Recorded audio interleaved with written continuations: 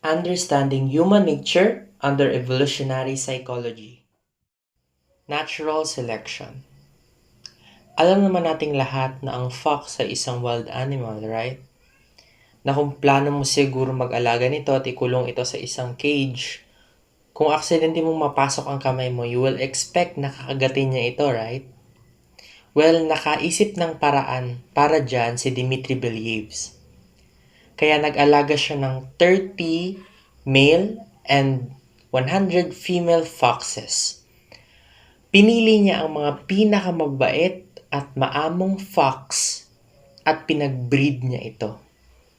After mga anak ng mga female foxes, inulit niya ulit ang proseso kung saan naghanap ulit siya ng maamong foxes at pinag-breed niya ulit ito at pinagpatuloy niya ng pinagpatuloy ang process na ito na umabot ng 30 generations ng fox sa ganong simple process.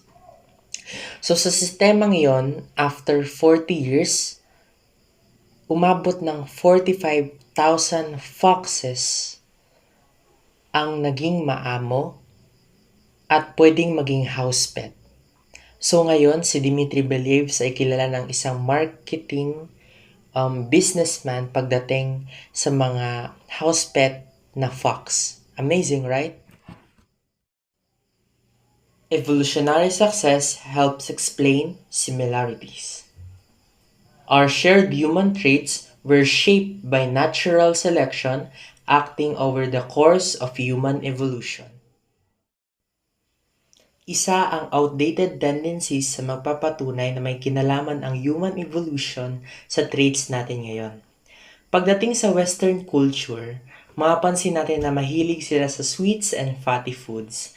At ito rin ang rason kung bakit isa ang Western side na may pinakamataas ng kaso ng obesity. Pero alam niyo ba noon sa prehistoric times na madalas maganap ang famine? At isa ang mga matatamis at matatabang pagkain ang mahirap mahanap noon? So, mapapansin natin yan ngayon sa Western culture na umadapt ito kung ano man ang nangyari noon at dahil dito, nagkaroon sila ng mga gantong klase ng traits na para bang naghahanda sila sa isang mundong hindi na mangyayari pa.